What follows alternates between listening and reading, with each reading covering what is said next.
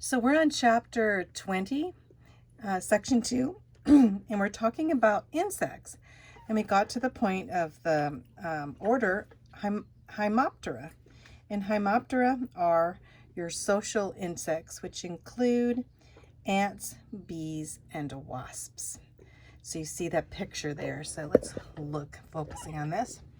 There are 3 different types of, if you look at the honeybees there, we have the queen, which is the egg-laying female.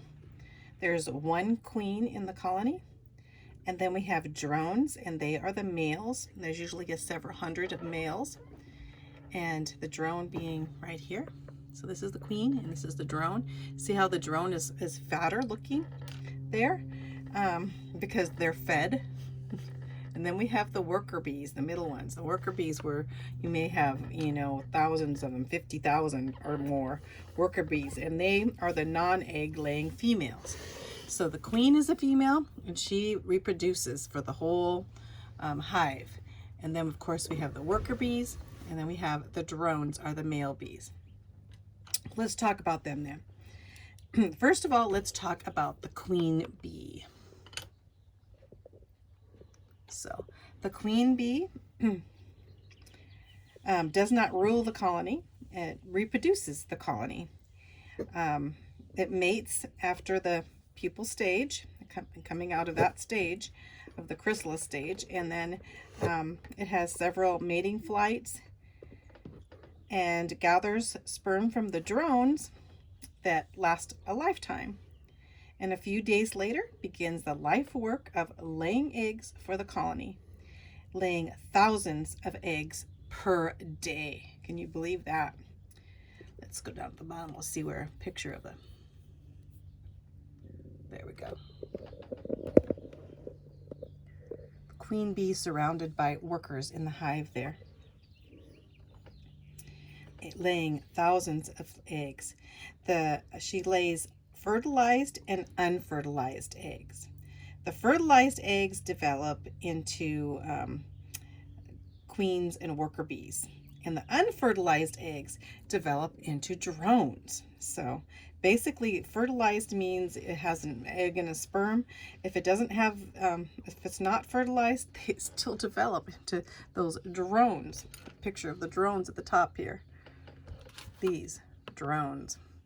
So they're unfertilized, and of course the fertilized turn into queens and worker bees. If the queen would grow weak, the workers will prepare a new queen by overfeeding one of the females. And this overfeeding it with this royal jelly, they call it royal jelly, will turn it into a queen bee. So let's talk about the workers now. The workers, they manage the colony. They're the house bees. They feed and care for the colony's larvae. They clean the cells.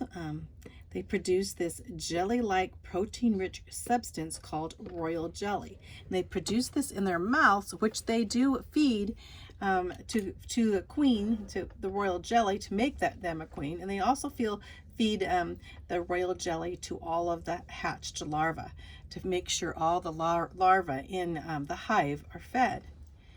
And they also feed honey. And honey is a substance that they make from pollen. As they take the pollen, it's known as bee bread. They make it into this bee bread that turns into honey. And when you're eating honey, you're really eating bee bread, huh? So if the queen dies, they'll feed her this royal jelly to alter the queen's development to a new queen. When the larvae mature, as they're feeding this larva royal jelly, they basically, the older house bees will produce wax to seal these larvae in, so that the larvae can develop in their little cocoon-like cells. They call them cells in the hive. Let's look here. You can see, here's a picture down here in the bottom of the cells. So the larvae are in those cells, and they stay in there. The queen bee emerges from her cells first, 16 days.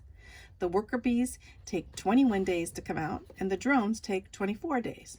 So the queen comes out first, preparing the hive, and then come the workers, and they'll again prepare the whole hive with all of the wax and all such, the worker bees, and then the drones. The drones are mainly used for reproduction, so they don't do work. So the drones do. The drones are the males. So after 2 to 3 weeks of caring for the larva and cleaning the cells and repairing the comb or building new combs, the worker bees then become foragers, and they go out into, there's a worker bee there, they go out into the world there, all over around, and collect, and they're collecting the pollen, and, you know, also foraging for nectar, or I should say pollen and nectar. Also, they have certain bees, worker bees, that are just guards, that guard the hive there. So when you come close to a hive, you'll find some guards, and they possibly will sting you. Let's talk about the stingers. What about the stingers of these bees? Well, the stingers are the standard equipment for bees. They're on every bee. And on the queen, the standard equipped queen and the worker bees, actually drones, these drones do not have stingers. I shouldn't say every bee, because drones do not have stingers. Just the queen and the worker bees have stingers. So let's see. Stingers coming down. You see the stinger there? So queens have small stingers, and when she uses it, she never loses her stinger. And she can use her stinger over and over to kill rival queens. If there's another queen coming in, there only could be one queen, so she'll kill the other queens that come in. And the workers, when they sting someone, their stinger is ripped off, and when their stinger is ripped off, some of their internal organs come out, and so the worker bees die after they sting. So just remember, drones do not have stingers. Workers have stingers, and then when they sting somebody, they die. And then the queen has a stinger that she can use over and over, mainly using that stinger to kill other rival queen bees. So let's focus on the drones a bit. It's kind of weird. They're larger than the worker bees. They have large eyes and strong wings and broad bodies, and most are pretty helpless because they're fed by the workers. The workers feed them. That's why they're so fat. So their only function is to mate with the queen. And so after they mate with the queen, then they die. And in the fall, they actually are stung to death by the workers or starved to death. So the workers say, we don't need this drone anymore. So they just starve them. They don't feed him, or they kill him and sting him and kill him. So I have to go back with the stinger with the worker bees, because when they sting a human being or an animal, they die. But if they sting another insect, they don't die. So when they sting the drone, they don't die.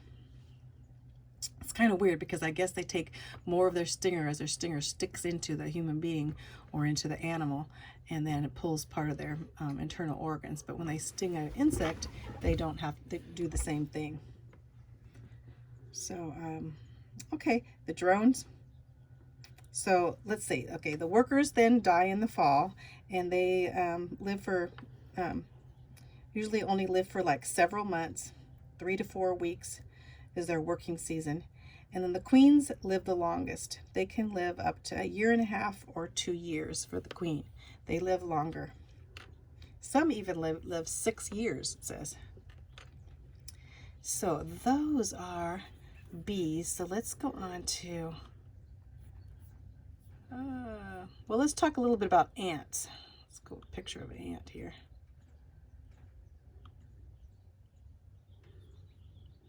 Okay, here you have our ant up at the top here.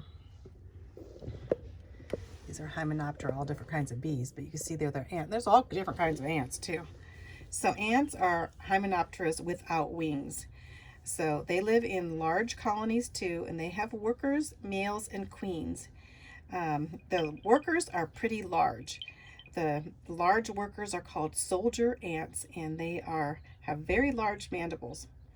They fight for the colony because they're soldiers, and they use their jaws to crush seeds for food also. Very strong worker ants. The ant colony may have several queens, not just one queen, as the bees only have one queen, but ants may have several queens. And the ant queens don't fight each other like bees do. And all of the queen bees or the queen ants lay eggs, all of them.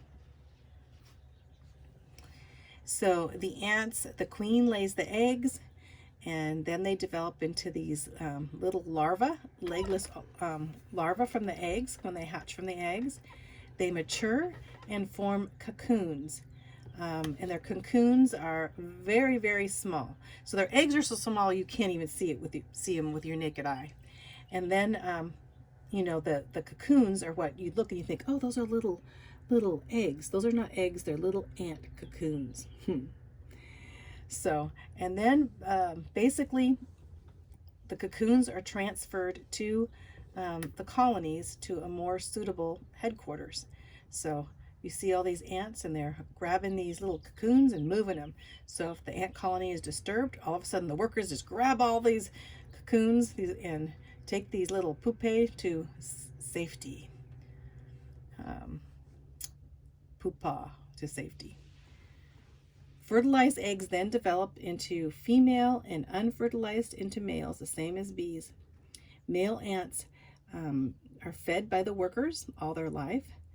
The workers are wingless. They don't develop wings, but some males have wings, and some queens have wings during the mating season to mate. There's very few of the ant colony that have wings. Ants mate only one time in life. So, and after one time they mate, the queen lays for the remainder of her life many, many eggs. And after male mates, it dies. And the queens don't need to fly after that, so they chew and break their wings off. So, can you imagine that? So now we went from all of our insects, all these different insects, going back to all the different types and orders, and we talked about the colonies there. So the last section to talk about here is on to mankind. Let's just go over that really quick. Insects and man.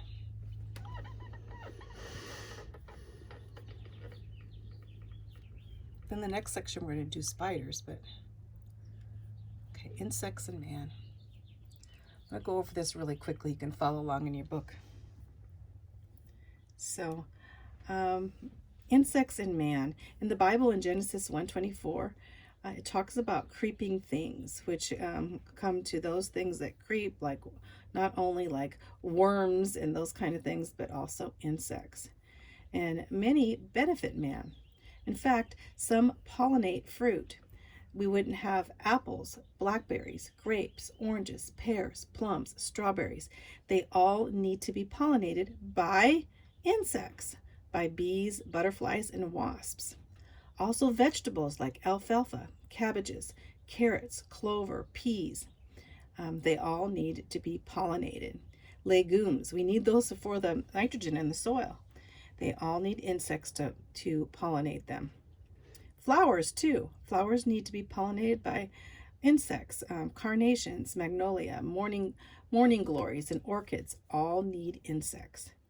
Insects provide food for numerous creatures too. All kinds of creatures eat insects.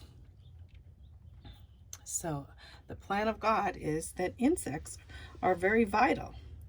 So, but after man's fall, the relationship of insects to man changed and brought in sin, disease, and suffering through a lot of different insects. Insects became predators and parasites. So this section here that says insects, man versus insect here, and you can go over this and kind of read along as I kind of like skim through it. Insects versus man. So now a lot of insects attack and they injure plants, and things like the boll weevil, the Hessian fly. The boll weevil actually destroys cotton fields by a boll weevil getting in the cotton. Hessian flies destroy wheat fields. The corn earworm destroys corn. The cinch blood, various plants. Colorado potato bugs destroy the potatoes, losing billions in dollars worth of damage in our crops. And then we have household pets. You know, household pets, thinking, or household pests, I should say, like crickets with destroy clothes, moths, and carpet beetles ruin clothing, carpets, rugs, furnitures. Crickets, roaches, and silverfish damage books.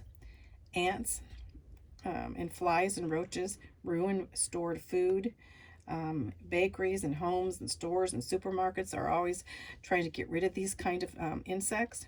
Termites destroy furniture and wood. And then we have insects that are very unhealthy, like biting flies and bugs, and they may transfer disease. Fleas and lice damage skin tissue. House flies, blowflies transmit germs. Cholera, dysentery, and typhoid fever are transferred by house flies. And then we have bloodsuckers like fleas and mosquitoes that are bloodsuckers that transfer diseases like African sleeping sickness, Rocky Mountain spotted fever, yellow fever, encephalitis, and malaria and typhus, all transmitted by mosquitoes. So how do we get rid of some of these pests? And going here, you'll see in your book, and they're kind of in italics here, but I'm going to go through them.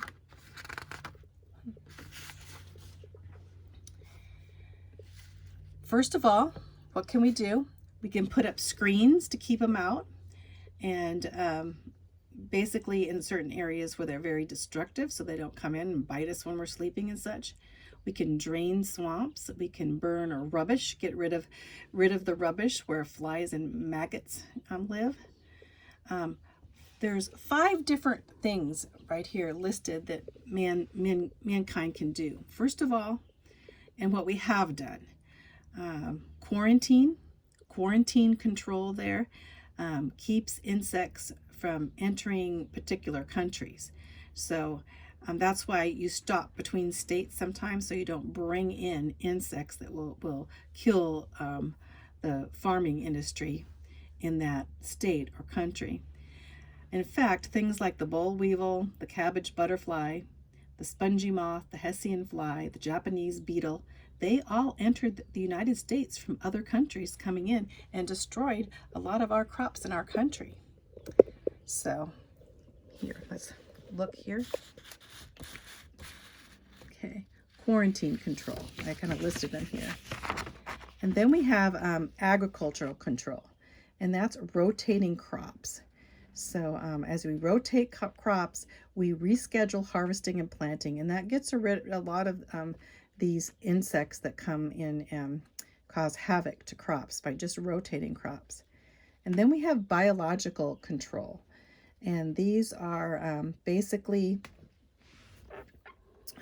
biological control is where you bring in other insects to eat the parasites off other insects. So you bring in those insects that eat insects, such as dragonflies would eat a lot of flying insects. Also, we have ladybugs. Ladybugs are good as you brought them in. In fact, the ladybugs saved the California citrus crops by eating the pests that would get on the citrus, get on the oranges and such. So ladybugs are good. So on to chemical controls. Chemical controls bring in these chemicals that are give insects and sterilize insects, and so prevent them from metamorphosizing into larvae. So they kind of take that stage out. Of course, we have insecticides and pesticides, and we have to use them very carefully because they can harm animals and human beings with the chemical control. And on to genetic control. That's new right now. In the 1990s, genetically modified crops and such produced particles in them to get rid of these pests. In 2020, 80% of corn and cotton was genetically modified to produce toxins to get rid of the Bacillus thuringiensis and to kill these insects. Then they do not harm humans, but they would kill the insects. And the release of these genetically modified insects, they also release them, and basically as they mix with the other, they have a substance like tetracycline so that the insects cannot complete the life cycle, and the offspring of these insects do not survive, killing mosquitoes and such. So let's look at the whole group here real quick. So we have the quarantine control, not letting them in, agricultural control, rotating crops, biological control, bringing in predators to get rid of them, chemical control, insecticides and pesticides, and on to now genetic control. So those are the way we can control insects so that they are not harmful to mankind. So here's your questions, and it says, what is the meaning of P-T-E-R? Petra means winged, right? On to number 3 here. It says, what is the scientific definition of a bug? Hemiptera, remember? Those bugs are Hemiptera. There's only one classification, and those are like the bugs, which are like bed bugs and such. Not all insects are bugs. So, and these other things we already went over, so you can go over. Okay, well, anyway, you can go over these and look them up in your book, and you'll find these answers. So that's the end.